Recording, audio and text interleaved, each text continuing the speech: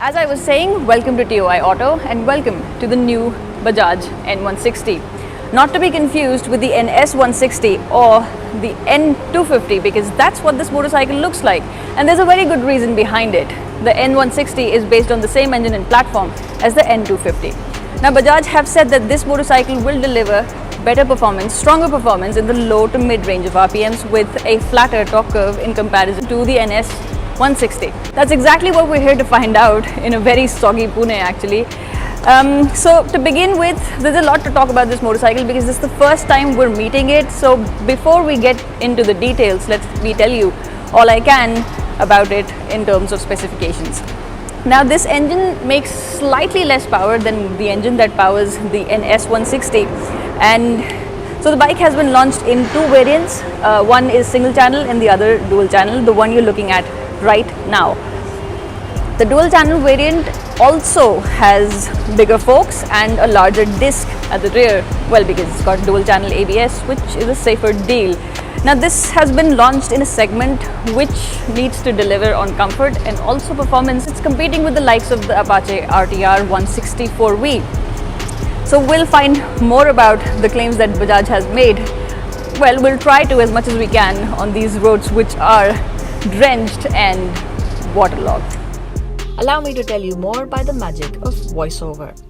The N160 appears to be a step to the side when it comes to what the Pulsar design philosophy has been over the past 2 decades. Identical to the N250, it gets a projector headlamp with twin LED DRLs, which is a setup that looks rather good. The sporty appeal is completed by sharply designed fuel tank extensions, an underbelly cowl, and a stubby exhaust. However, while the design is fresh, the overall personality of the bike is very Pulsar. The oil-cooled N250 derived single-cylinder engine that's about 165cc delivers 15.7 bhp and 14.6 Nm of torque. Most of the grunt of these power figures lies in the low and mid-range of the RPMs. The engine is plenty refined whilst also retaining a subtle thump. The N160 makes rides around the city easy as there's plenty of torque available most of the time, and even in third gear at 2,500 RPM, it'll pull through and not ask for downshifts often. The gearbox mechanism is smooth but did present a misshift in a couple of instances. The riding stance of the bike helps in better control and is rather KTM Duke-like, with rear set foot pegs and a wide handlebar. The suspension setup is not too soft and should ensure great handling prowess. It rides on 17-inch wheels and tubeless tires.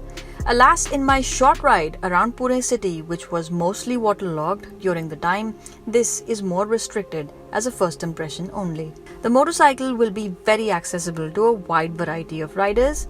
While the taller ones would not be too cramped on the saddle, the not too tall ones would be comfortable with a saddle height of 795 mm. Plus, it is lightweight at 154 kilograms, making it easy to handle while parking and otherwise. The N160, like the N250, is the prime of the Pulsar range in its segment.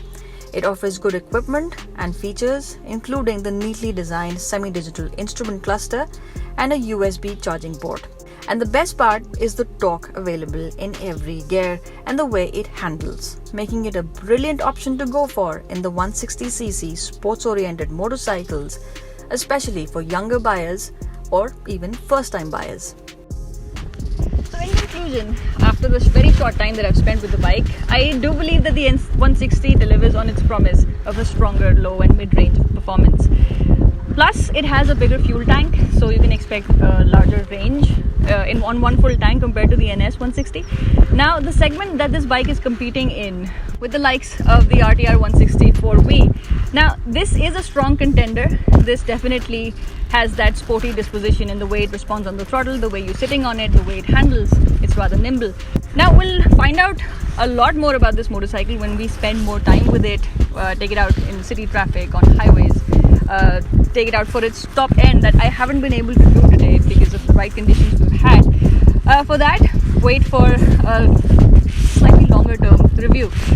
But before we sign off though, so it has two variants, and here's what I would say, that if you are going to pick this, probably stretch your budget by about 5,000 and get the dual channel ABS version because you get better equipment on board. Thank you ever so much for watching.